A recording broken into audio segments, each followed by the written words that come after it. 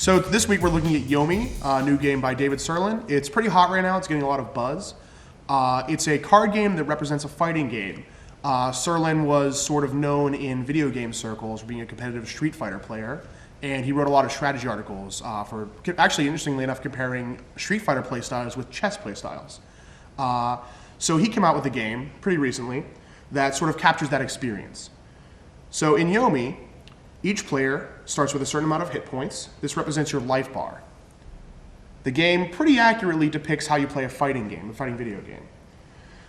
So on your turn, you activate at the same time. It uses a simple rock, paper, scissors mechanic of attacks, throws, blocks, and dodges. On your turn, you're going to take your card and play it face down on the table with your opponent doing the same.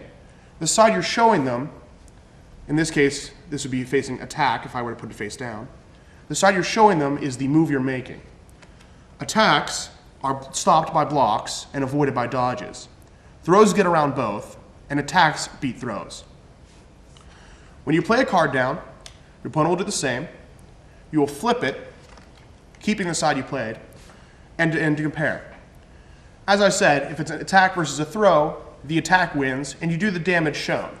In this case, that's 3, which is subtracted from their total hit points. If it's a block versus an attack, the blocking character takes no damage, save for a potential amount of chip damage, which is shown in the little blue shield, but otherwise takes little or no damage, is able to draw a card, and then returns the block to his hand. It's a big net gain for the blocker. It can really help draw out the game and give you more options for next turn. A dodge is a more offensive version of a defense. You use a dodge in order to get around an attack and start a counterattack of your own. You can't do a combo of a dodge. I'll explain combos in a minute, but you can still do some good damage. Finally, a throw gets around blocks and dodges and begins your own combo just as if you hit it with an attack. Throws work similarly to attacks, and you do the same, and you do the amount of damage shown at the top. Finally, besides the basic types, you have 2 jokers in the deck. Yomi is actually built around a poker deck, which is a pretty interesting move. You could play poker with it, although I don't think you probably would. The 2 jokers round the deck up to 54 cards. And with the jokers, you can play them one of 2 ways. First, the joker can be played as your face-down combat card for the turn. If so, you're hoping your opponent plays an attack or a throw, because it'll cancel either and allow you to search for 2 aces. The aces, interestingly enough, represent the power-up mechanic from fighters. This is sort of your super meter. It allows you to do some really powerful stuff. Often you want to use aces together. They'll have a mechanic that requires you to discard some aces in order to power up your attack for some massive damage. In the case of Grave, one fighter we're looking at today, that's 45, which is half of a lot of people's hit points. The face cards tend to be more powerful cards. They often have effects, such as this lightning trap card. The effects can be quite handy, and they vary from character to character, so I won't go over any specifics now. Other than that, you pretty much play until one person's ground to a pulp. After that, you move on. One important note is in the event that you throw the same card that your opponent throws, there are special rules that would apply to that. For instance, should you throw an attack and your opponent throws an attack, each attack card and each throw card has a speed on it. Whichever card has the lower speed is the one that wins the fight. In the event that 2 attacks have the same speed, essentially you and your opponent punch each other and you both take the damage. Should 2 throws have the same speed, nothing happens. What you're really looking to do when you hit an attack is get a combo. Certain cards will be starters, often throws. Certain will be linkers, often specials, like the face cards. And then there'll be enders. A starter can start a combo, but can't be used at any point in the combo other than the beginning. A linker can be placed at any point in the combo, including the starting one.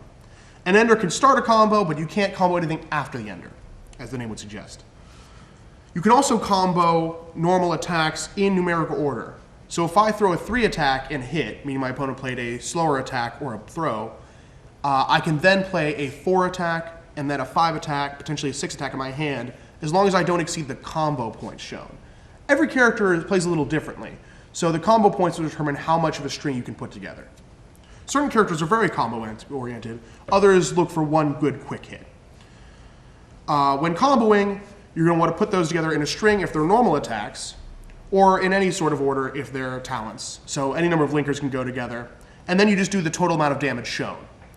After the first hit, the one that initiates the combo, the player has a chance to put a card face down. I mentioned the Joker earlier, and it's going to come back now.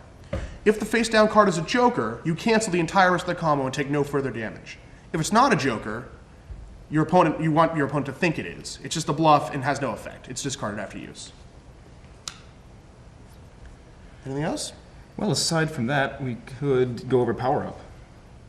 Of course. Want to take that? Sure.